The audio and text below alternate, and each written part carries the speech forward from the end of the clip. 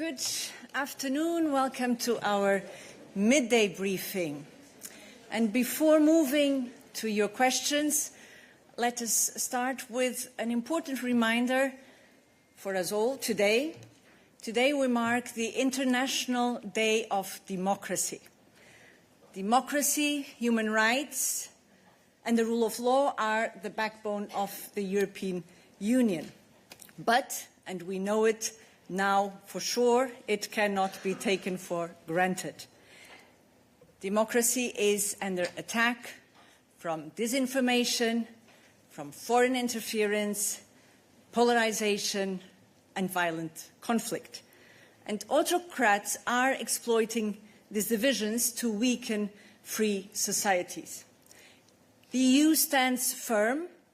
We defend democracy, supporting free media, fair elections, freedom of speech, and citizens' access to reliable information. Safeguarding democracy is not just about values, it's about our security, it's about our future. On this International Day of Democracy, we call on governments, on organizations, and citizens everywhere to stand with us in protecting inclusive, stable, and free society where democracy strives.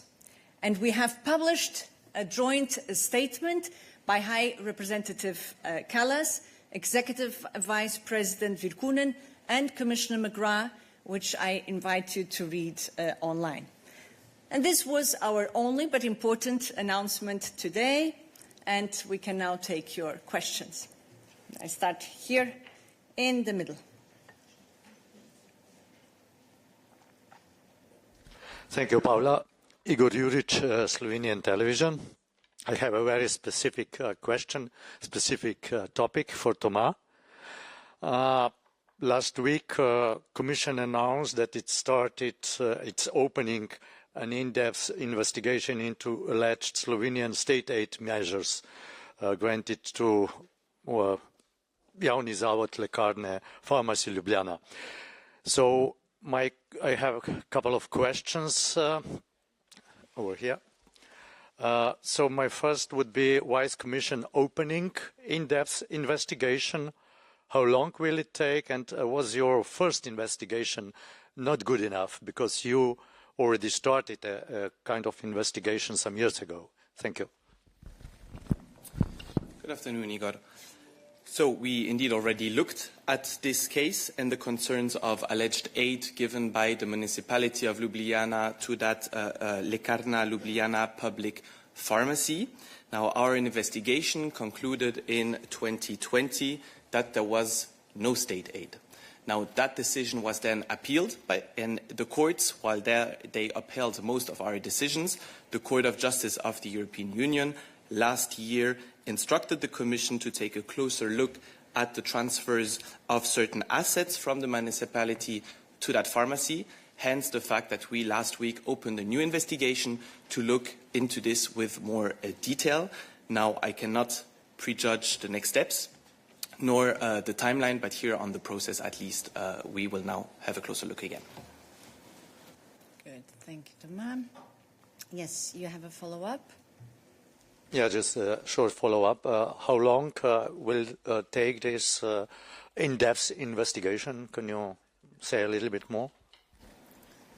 There is no specific timeline foreseen in the regulation, so we will really take the time we need to look at it, and once we are certain that we can reach a conclusion, we will then adopt a decision. Thank you. Yes, since we have Tomas on the floor. Moses, is it for Tomas? Yeah, please go ahead. Paula, can I, in that case, ask you if this new investigation is prompted that you have become aware of new facts which you perhaps didn't know about last time, such as you said, the transfer of certain assets from the municipality to this company? Is that which prompted your new investigation? Thank you. Thanks, Mose. No, it's really the court's judgment. I mean, we respect, of course, all the legal procedures that are in place. Commission decisions can be appealed, which was the case here. The court is then, of course, fully independent. We value the judgment we have received from the Court of Justice. And as we value it and as we give great importance to their work, we will, of course, do our part of the job and, of course, have a closer look at this case. So this is really what initiated this new investigation that we opened last week. Any more questions for Thomas under his different hats? Does not seem to be the case. Then we can move on, please. Yeah. Thank you, Paula, for giving me the floor. Zoriana Stepanenko, Radio Free Europe. I have a question concerning the US President's new demands to the European Union. So, as we see from the latest updates, from the latest statements, that Donald Trump is expecting the European Union to refuse from buy Russian gas and Russian oil.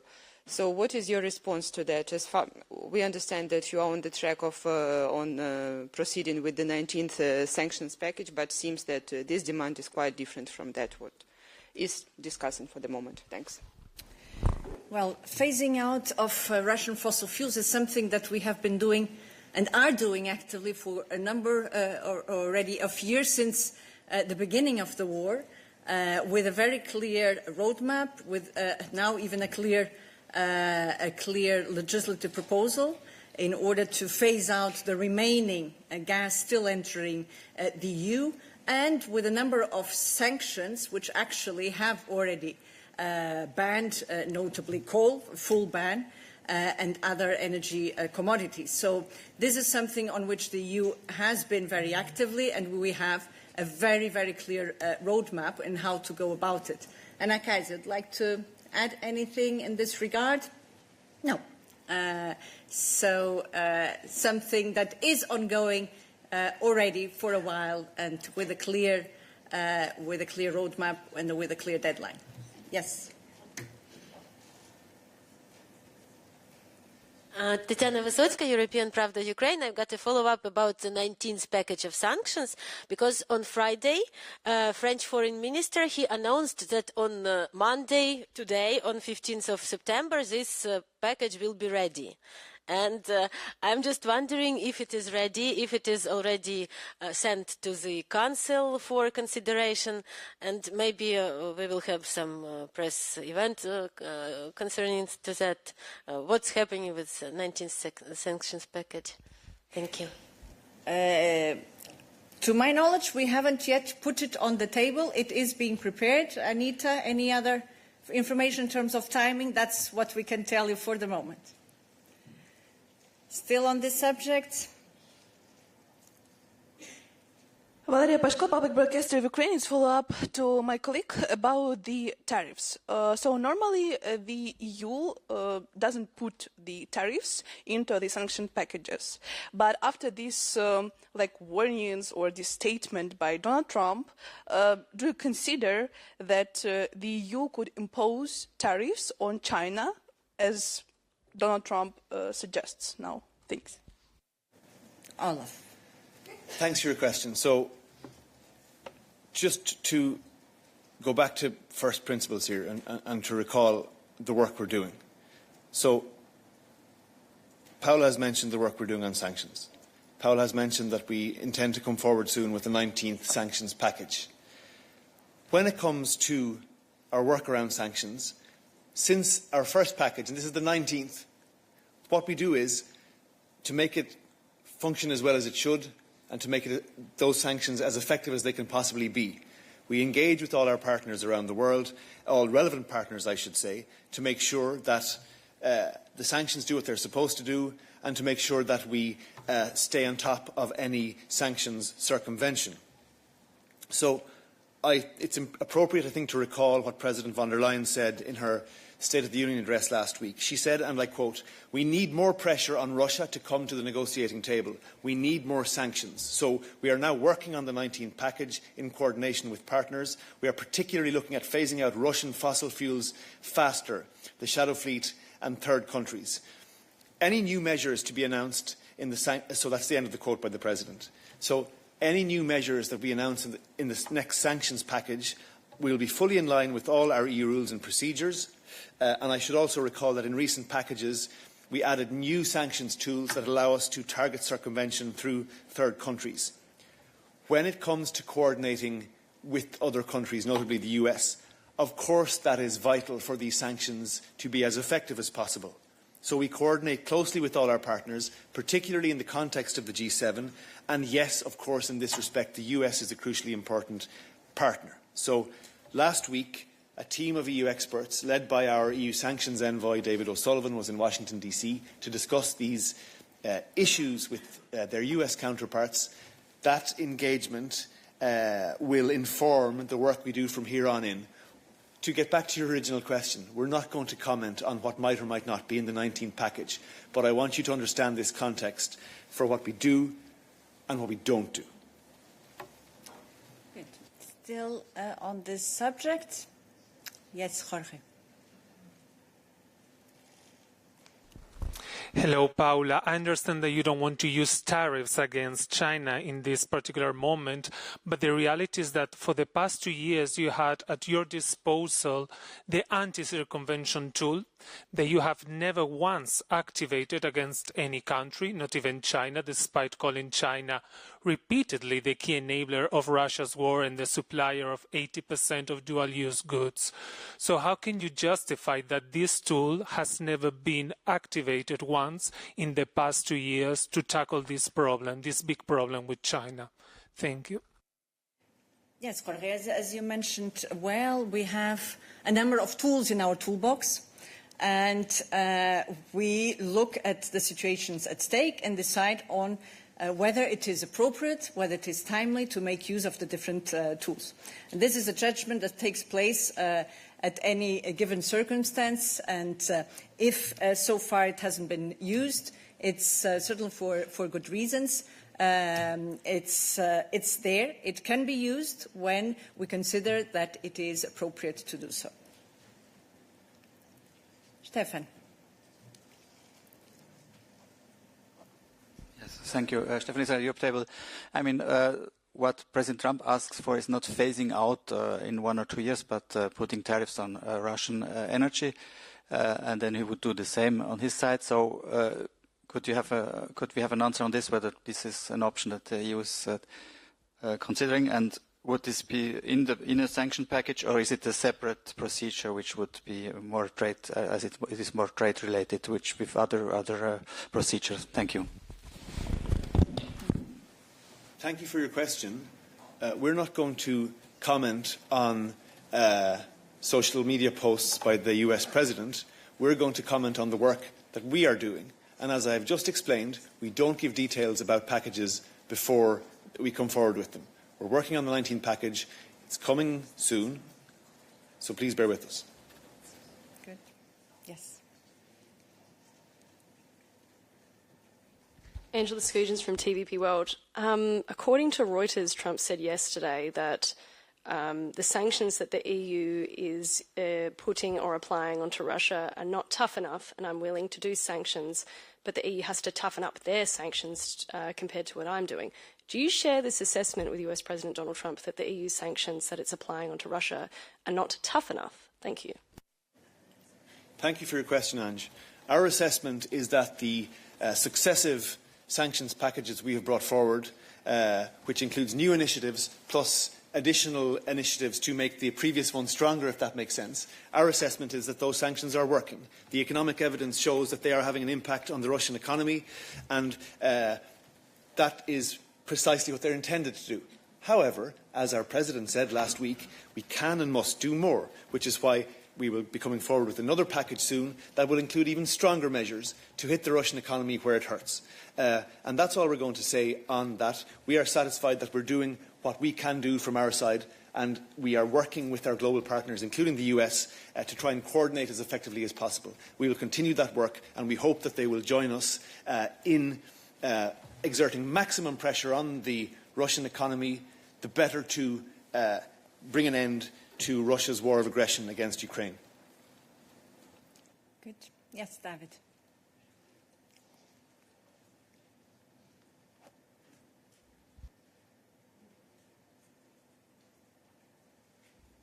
Thank you, Paola. David Carretta, Radio Radicale. You said that you have chosen not to use the circumvention instrument. Sorry, apologies, for good reasons. I would like to ask you, what are the good reasons not to use it against China? Thank you. Yes, it was considered that it's not yet the appropriate instrument, that there are other tools in the box that can be used and that can be used effectively. Hence, the tool is there, and when it's considered by the assessment that this is the moment to also make use of that one, then we will make proper use. And if I can just jump in, if I may just add to what Paola said, I remind you that sanctions decisions require unanimity by EU member states. And I also remind you that we have listed under Annex 4 several entities registered in third countries. So, you know, it's not as though we are idle on these issues. We have taken action, and we consistently look at possibilities for stronger action. And we will continue to do that, including in the context of the 19th package. Yeah, I still see. Yes, please. So you mentioned the call of G7 financial ministers on Friday. Commissioner Dombrovskis took part in it. Could you please tell us more about the outcome? Were there some calls from the US part to change the sanctions approach, or maybe something else? And about the using of Russian frozen assets, I read that there were some discussions. So could you please tell us more about that? Thanks. Thanks for the follow-ups, but we really can't say more. I understand that Commissioner Dombrovskis issued a readout, which I will transmit to you now. So, Commissioner Valdis Dombrovskis represented the EU at the G7 finance ministers' call to discuss options to increase economic pressure on Russia to end its war against Ukraine. The call took place against Russia's increasingly aggressive stance, including daily and increasing bombings in Ukraine and recent violation of the Union's airspace by Russian drones. The G7 ministers showed strong resolve and unity to use a wide range of tools and measures in the areas of sanctions, trade measures and further use of immobilised Russian sovereign assets to fund Ukraine, as announced by President Ursula von der Leyen in the State of the Union address last week. The principals tasked their senior officials to take this work forward immediately, and that's all we have to say. Thank you. Antoine.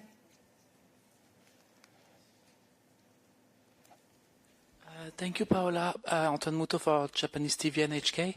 Back on the circumventions sanctions question, could you maybe provide us with some examples of why it has been decided circumvention sanctions against China are not appropriate now? Thank you.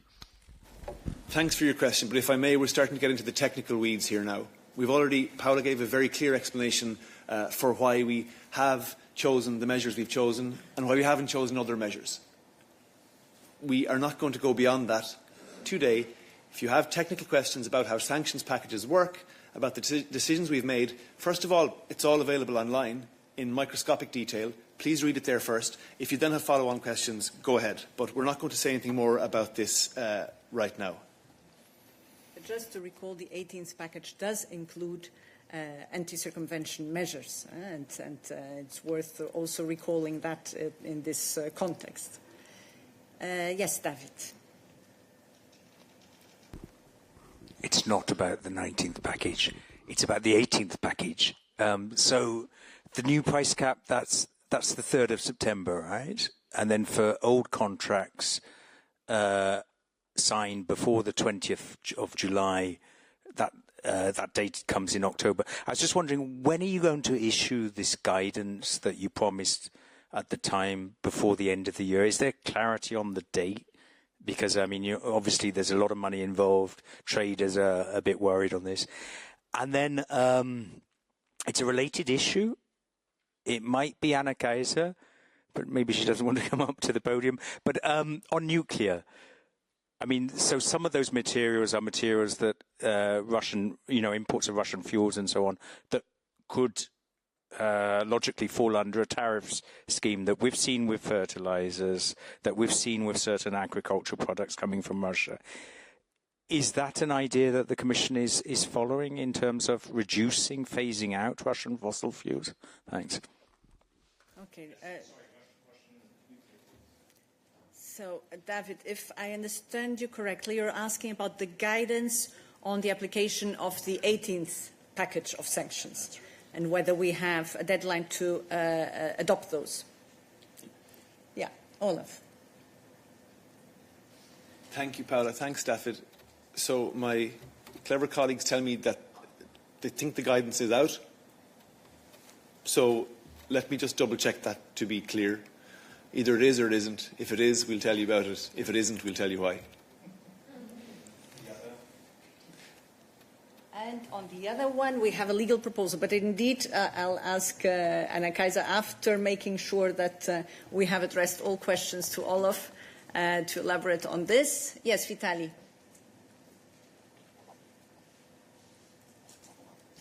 Vitaly Sizov, Freedom. It's about another sanction. United States, they lift some part of sanction against Belavia company last week. I just want to clarify, was it coordinated with EU in some way? Because as I know, EU still have sanction against Belavia. Thank you.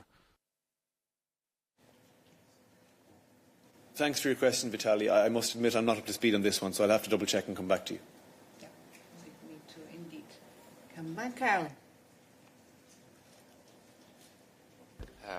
Good afternoon. Do you confirm that the Commission will adopt on Wednesday an EU-India strategy, and will this strategy touch the issue of circumvention and purchases of Russian oil? So, as you know, today is Monday. So typically the heads of cabinet of the commissioners meet this afternoon to discuss notably the agenda that will go into the college on Wednesday, and that's when we will be able to confirm exactly what will be the points on the agenda. Yes, please. Again on the EU-India, but was the issue of secondary sanctions on oil supplies raised during the meetings on Thursday and Friday? In India. And Olaf, I think you had already the occasion to address this one, but you may recall. Yeah, thanks. You're referring to the visit to India by Commissioners Šefčovič and Hansen. Okay. So, to the best of my knowledge, it was not, but I will check with their people and come back to you. In terms of what they sent to me, it wasn't mentioned, so I'll have to double check to be sure. But I can tell you what they did talk about if you like. Sure, there is interest. Let me see, David, first, because I have some questions online. Possibly still to Olaf. Milda Vilikanskite. Yes, hello, do you see me? And yeah, I see that you hear me. So a bit follow up on United States President's statement. We all remember that he said that he will impose sanctions on Russia in 2 weeks, then also in 2 weeks, then 50 days, 2 weeks, etc., etc. And now we hear a little bit different statements. So can we say that Trump's statement can be seen as a retreat from plans to put pressure on Russia, and because it looks like that everything is being shifted onto Europe's responsibility? Thank you. I think this question you will need to address to my counterpart in the press service of President Trump. Other questions on to Olaf, David? Yes, in fact, it's on India, Russia, if I can put the question, so I don't know exactly, but a contingent of the Indian military is participating in the Zapad exercise in Russia. I'm wondering if you have a comment on this, which is quite an important fact in the context of the war of Ukraine and the fact that those Zapad exercises are basically seen as a threat by several member states. Thank you. Thank you, David. I'd have directly no comment, but Anita, anything to say about this participation in the Zapad exercise? Thank you, David. Indeed, we're closely monitoring this joint strategic military exercise that is taking place on the territory of Belarus. We continue to call on Russia and Belarus to fully comply with the OSCE 2011 Vienna document, which requires prior notification for military activities. And we remain actively engaged in preparing for any potential security threats surrounding Zapad 2025. Okay. Let's just make sure we exhausted the questions to Olaf. It seems to be the case. Then we can benefit from the presence already on the podium of Anita, and I'll go here. Hello, thank you very much. Luca Hachita, Georgian TV channel Formula. So let me ask you about recent attacks on the EU ambassador and other diplomats in Georgia. Kaja Kaladze, Secretary General of the Georgian Dream Party, stated just some minutes ago that Pavel Herchinsky is a radical. Also, 2 or 3 days ago, he stated, we might see the EU and German ambassadors attending a protest against the Georgian government. They are the ones leading the agent network. The radical groups are operating in Georgia, have their sponsors in the form of these ambassadors. So what is your response to these attacks? And also beyond rhetoric, is the Commission considering any diplomatic steps in response? Thank you. Thank you. I'll start by saying that the EU ambassador has our full trust, and his words reflect the EU-Georgia realities. So our message to the authorities is to stop attacking our ambassador for doing its job. And what we have seen, unfortunately, from the Georgian side is a massive attempt to spread disinformation. And this attack shows once more that this is a distortion from what is actually happening on the ground, repression and violence against innocent protesters and civil society and politicians. So that's why our actions are matching the actions of the Georgian authorities, and we have gone through this last time as well, but it starts with the absolute downgrading at the political level of all our contacts and drastic reduction of financial support for the authorities while maintaining the support for civil society. You have a follow-up? Yeah, just one more question about Georgia. There was a pro-EU huge demonstration in Georgia with the message not to suspend the visa-free regime. What is your response to these demonstrators, and how do you react to the Georgian Dream propaganda campaign, which is already blaming Brussels in case the visa-free regime is suspended? Thank you. Thank you. 2 points on this. The people of Georgia have our full support. We stand with the people of Georgia. And second, we're not into blaming games. We want to see actions and engagement into a real dialogue, first with the civil society in Georgia, and then we'll discuss on what options are on the table in terms of improving or not this relationship. Any more questions to Anita? Yes, Angie. Angie Skujins here from TVP World. Going back to Belarus, on Friday you announced that the day before, on Thursday, you summoned the charge d'affaires for Belarus and Russia. And on Friday, you told the press that you communicated the position of the EU during this meeting. It was to stand by Poland during this incursion over its airspace via those drones. But it wasn't clear what the Belarus and Russian position was during these talks. What did they say during this meeting, and do you have other contact planned with them in the future? Thank you. Thank you. I have nothing further to add than what we have said last week in terms of us summoning the chargé d'affaires, reiterating our position on this. And it is also not our role to amplify from this stage whatever the Belarusians and Russians are saying. Thank you. Any other question to Anita? No. Then we move on. Different topic. Yes, please. Thanks, Paula. It's actually, it is foreign affairs, but it's for yourself. Jerome Hughes here.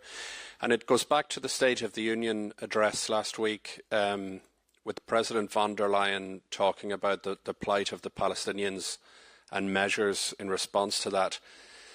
There are many who say that she should have acted much, much sooner. So what was the tipping point for President von der Leyen?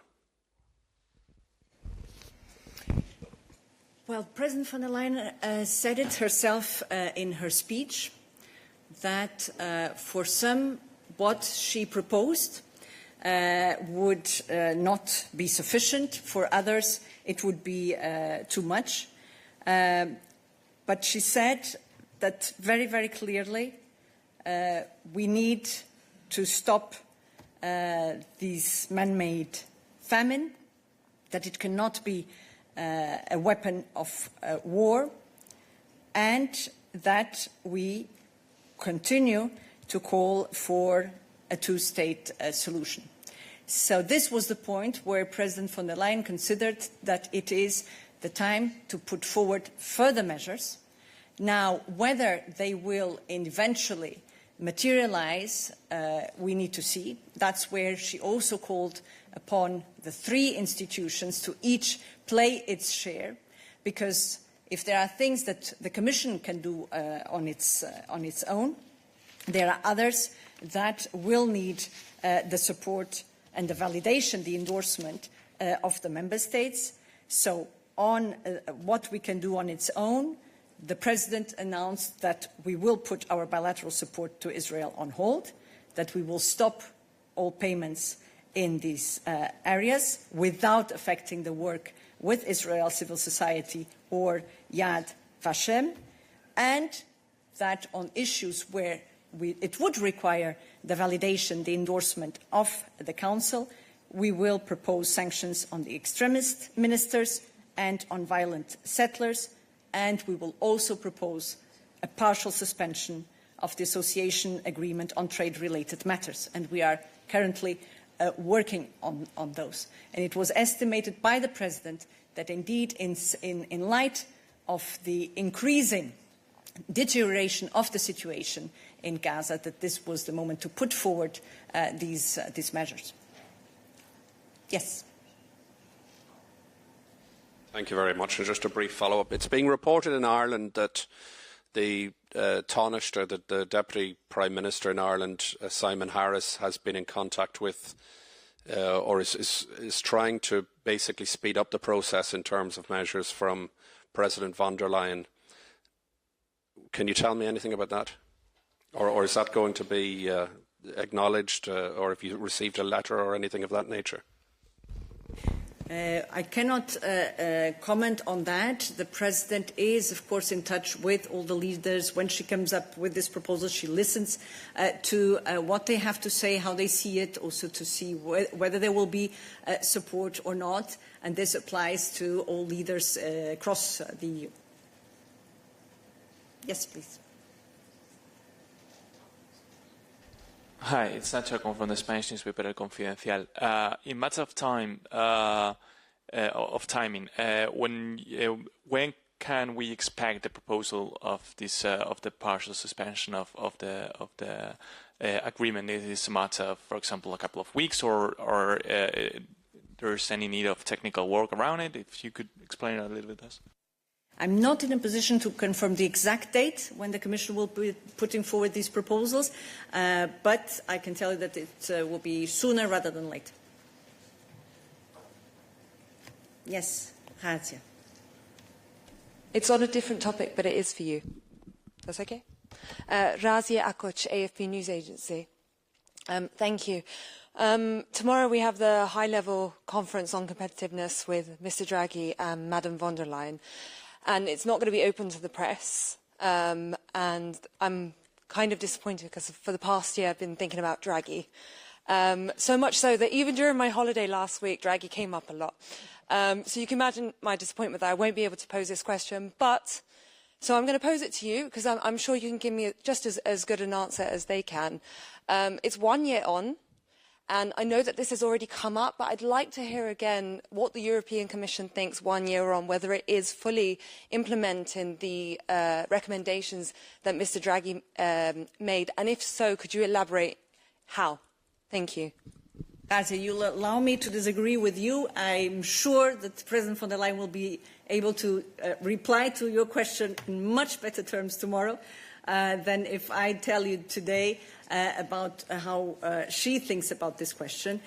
You will be able, and everybody will be able, to follow President von der Leyen's keynote speech as well as Professor Draghi's. And I'm confident that in her keynote speech, this very same question that you just asked will also be addressed. Otherwise, we're back on Wednesday, indeed. College readout, if not at any other point. Good. Yes, Maria.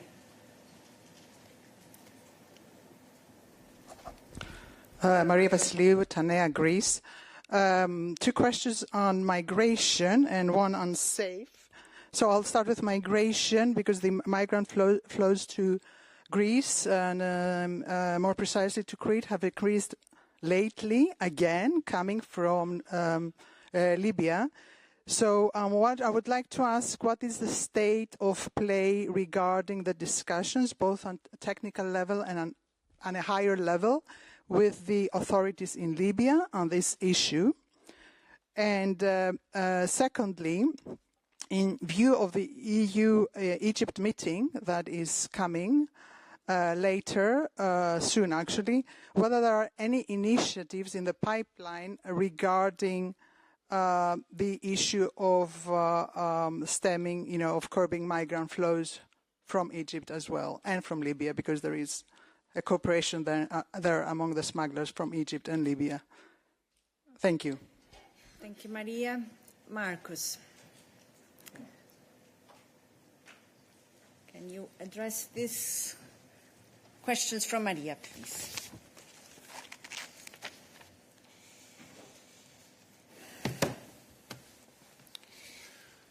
Thank you very much. On your question on Libya, as the President has put forward in her letter to the European Council earlier this year, the political and security situation in Libya is critical. So political engagement by the EU and Member States is crucial, considering the geopolitical consequences for the EU. Given the situation and observing signs of a possible use of migration for political ends, we need to engage with the various actors on the ground.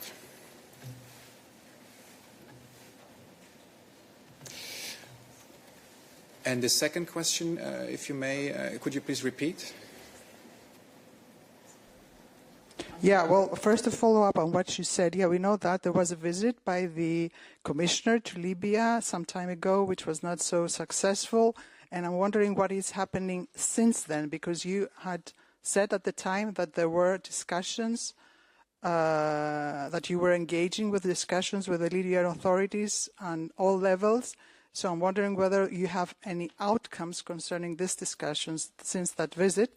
And the second question was that in view of the EU-Egypt meeting that is coming in a few weeks, whether there are any initiatives and what are you discussing with the Egyptian authorities on this issue? Thank you. Maybe I just take the second part of your question, Maria. So on Egypt, and indeed you're right, there's an upcoming summit. So for the moment, we're not in a position to tell you more about what will be discussed, what will be on the agenda. On the first question. Libya, yes, I can confirm that we are in touch with all relevant actors on all sides. This is what I have at the moment. Other questions to Marcus? Yes, was that a hand, Philippe? Yes.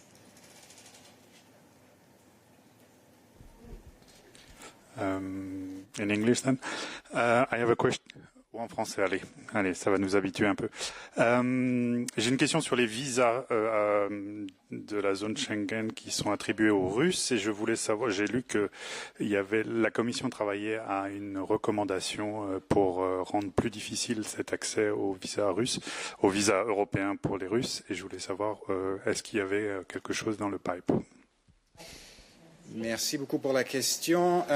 Nous avons vu les reportages dans les médias. En ce qui concerne la délivrance des visas aux ressortissants russes, depuis l'invasion de l'Ukraine, l'Union européenne a pris des mesures sans précédent pour que la Russie mette un terme à cette agression injuste et non provoquée. Nous avons déjà en 2022 suspendu notre accord visant à faciliter la délivrance des visas avec la Russie. En anglais, ça serait the Visa Facilitation Agreement.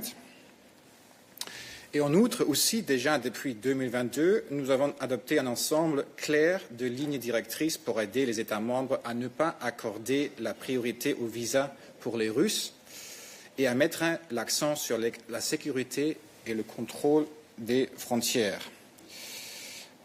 En ce qui concerne les guidelines, la Commission suit de près la mise en œuvre de ces lignes directrices, de ces guidelines, et collabore avec les États membres pour promouvoir leur mise en œuvre cohérente. Ce point a été également porté à l'attention des ministres lors du Conseil JAI de mars cette année.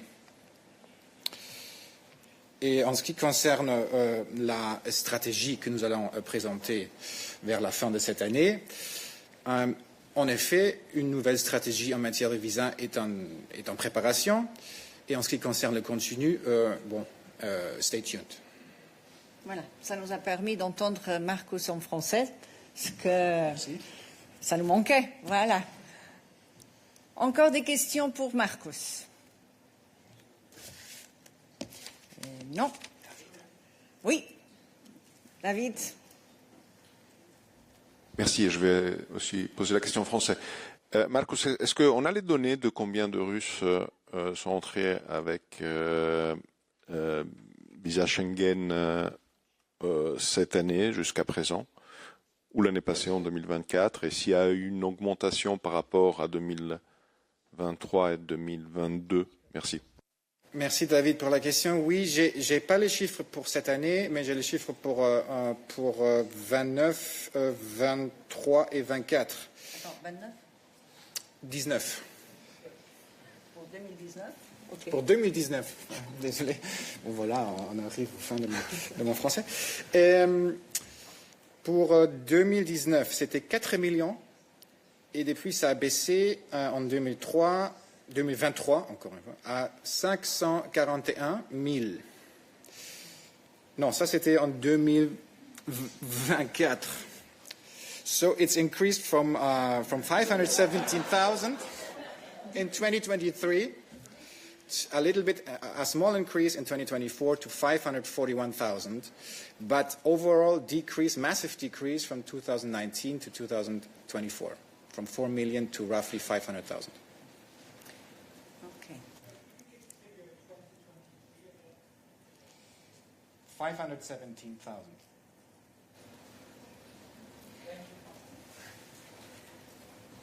Merci. Further questions to Marcus? Yes, please. Hi, Ksenia Polska from Deutsche Welle. I have a question on the same issue since we're already going into details. So there is a proposal by the Commission, or there will be a proposal by the Commission to restrict access to Schengen visas for Russian nationals. But there's also a proposal by Germany to include this measure in the next sanctions package, which is, according to media reports, is being discussed. So what would be the difference between these two measures? And how do you see, like, that? Are these two separate policies, or is it the same policy? So how do you see the division between the two, or would they just flow into the same measure at the end? So I think Olaf has been pretty clear on the 19th sanction package. No further comment on what might come or what not. This is the one strand, and the other strand I've just described, replying to Philippe. There is a revision that's been planned. What is the content of this revision? I cannot talk about this now. Please stay tuned on this. And I've already outlined where we are when it comes to what measures we've taken and how we are monitoring their implementation. Other questions to Marcus? No. Other topics? Christian. Thanks, Paula. Krishnan with Ends Europe. The Danish presidency decided on Friday to not table amendments to the climate law to set the 2040 target at the upcoming Environment Council this week, effectively blocking a rapid adoption of the 2040 target alongside the NDC. So I was wondering, do you have any comment on that? And do you regret the decision by the Council to separate the 2040 target from the NDC? Thank you. We continue to work very closely with the presidency, and now negotiations both on the 2040, which is climate law, as well as the NDC, which is the nationally determined contribution, continue in the Council. And our role in all of this is to work closely with the presidency to ensure that we will be able to present the NDC in time for COP30, which is in November. David.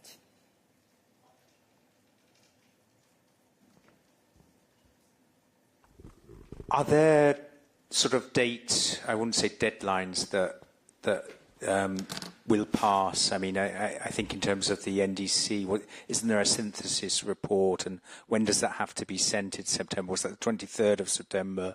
There's talk of the UN General Assembly. When would something have, a EU NDC have to be sent there? So I'm not really asking about the EU's decision-making process, but just, those dates indicative or fast dates set by the UN. And then what I've got the microphone on is following up from our colleague who asked about tomorrow's high-level conference. I was wondering, I haven't seen in the SPP WhatsApp group or here an explanation of why journalists aren't allowed in. I mean, it's in the Charlemagne. There's a massive amount of space there, so why can't colleagues attend? Thanks. Yeah. Go ahead. Okay, so on the NDC, so we are now in the process. You said that you're not going to ask me about the EU decision-making process, but this is what I'm here to talk about, and not on the UNFCCC dates, etc. So we are now in the process where the co-legislators have the climate law, and then the NDC is related to that. And my understanding is that Coreper will tomorrow meet again, and there's a council meeting on Thursday this week, so we will be able to hopefully know a bit more. But at the moment, our role as the Commission is to work closely with them to make sure that we can advance the work on the NDC. And, yeah, follow up on that particular question, David, yeah. So, obviously, the EU decision-making process is not taking place in a vacuum. Yeah, there are other things outside of it. That's why I mentioned the 23rd of September. I don't know if that's a hard and fast date for missing that synthesis report, and then the UN. I was just wondering if you can explain that element in the EU decision-making process, which is more international UN level, but affects how the EU decides. So that's my question.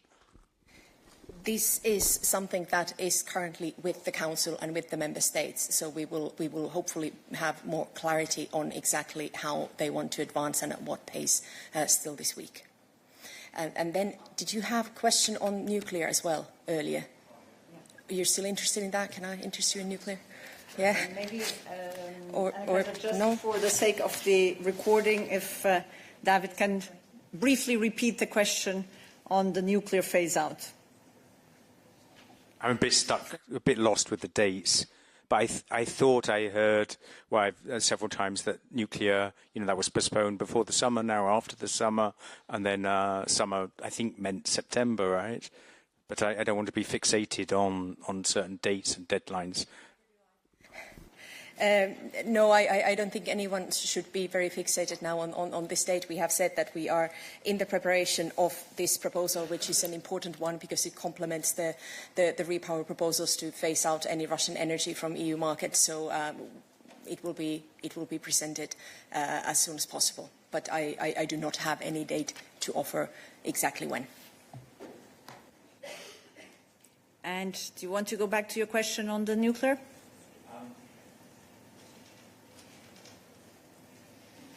That was the nuclear, I think, if I can, but it was on the Charlemagne. On the Charlemagne, yes. And we do acknowledge that there seems to be a lot of interest in that conference.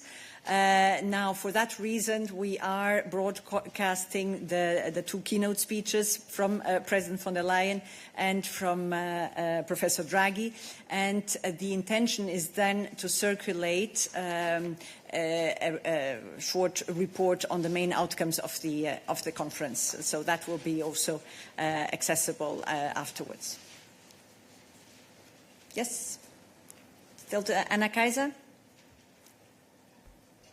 Yes, it's for her. This is Fabio Napoli for the Italian news agency Public Policy on 2040 target proposal. I was wondering how the Commission judged the postponing of the approval by the Council of the EU. Thank you.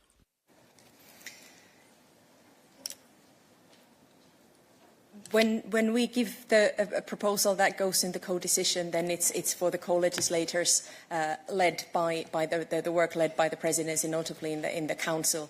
So we are not going to make a kind of value judgment of the decisions that the member states have decided to take. As I was saying, these are important proposals, and it's very clear why we need to have them in place. And therefore, my understanding is also that the work is now intensifying a little bit from the presidency side. There's a Coreper meeting tomorrow, and there's a council this week. So the work is now in their court, and we do everything we can do. We can as Commission to ensure and facilitate as much as we can and as much as is within our competence and in our role as the institution that presents this legislation, that we can have an outcome as soon as possible. You have a follow-up, Fabio. Yes, I asked that because the last Coreper who took place on last Friday, the ambassadors decide to not proceed with the approval of the proposal in the Environment Council, who's going to take place this Thursday. And since the Commission was there in the Coreper, I would like to know the Commission position that was expressed in Coreper last Friday. Thank you.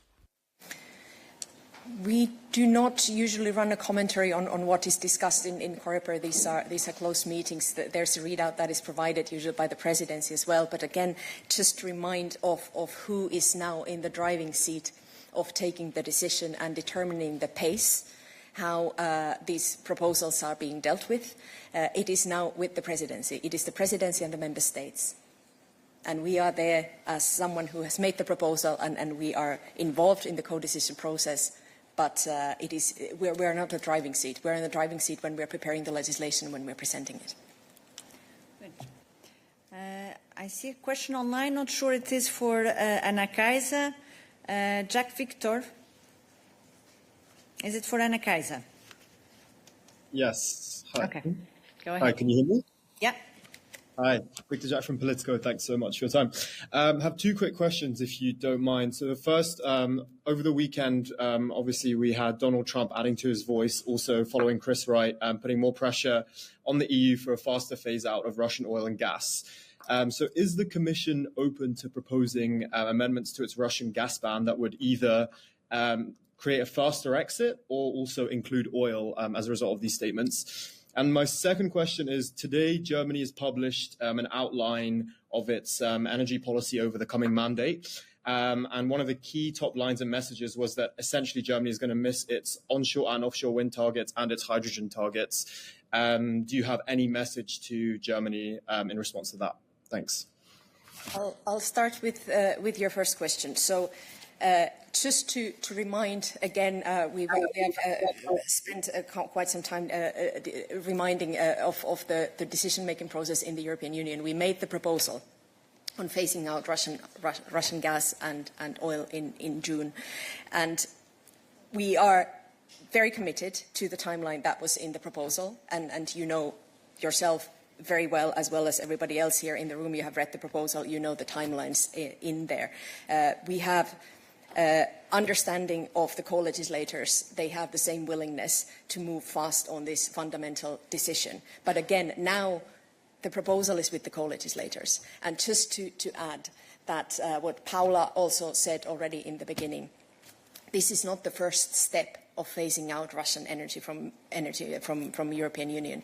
This work already started in 22. And one very good example, which also explains a little bit how we work in practice when we are taking these kind of big decisions that have fundamental impact on our member states, was the phase out of or the ending of the contract between Russia and Ukraine. That Russian gas was still transited to Europe via Ukraine.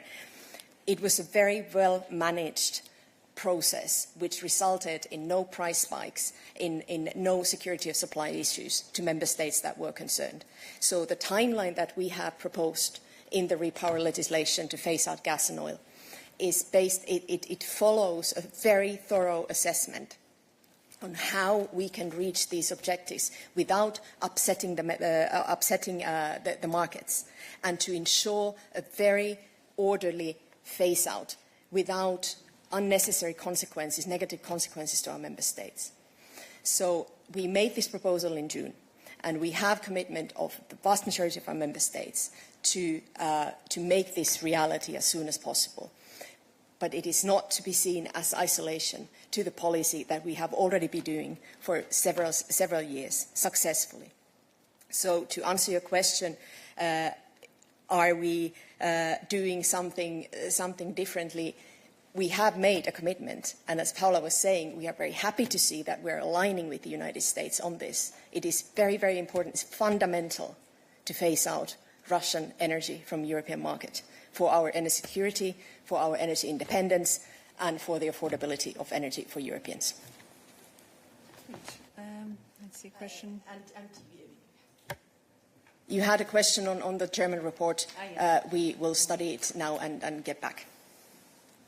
Still to Anna Kaiser in the back. Yes, please.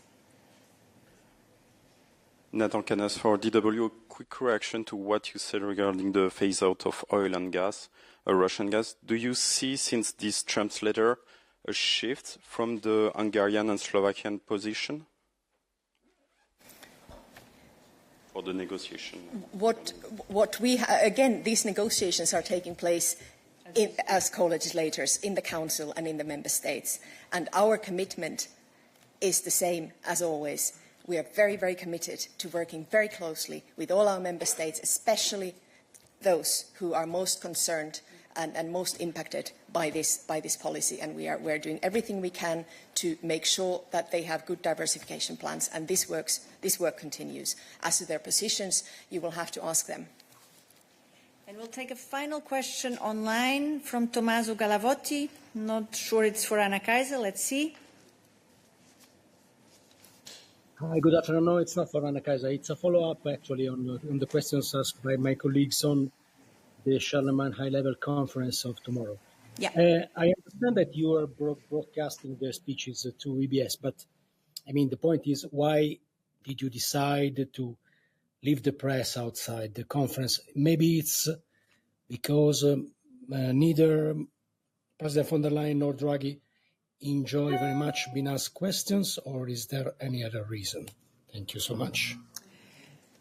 Not at all, and I can't speak for Professor Draghi, but President von der Leyen actually does enjoy taking questions from the press. Now, on this conference in particular, and there was a lot of interest also from stakeholders, as you know, so the decision was not to take press, but because at some point the interest was so big that it filled the room, and there was therefore not possibility to also have the possibility of press joining. In order to compensate for this, there is the broadcasting of the two keynote speeches, and as I said before, we will then also distribute a summary of the key outcome of the discussion. And with this, we conclude our midday. Thank you very much and wish you a very nice afternoon.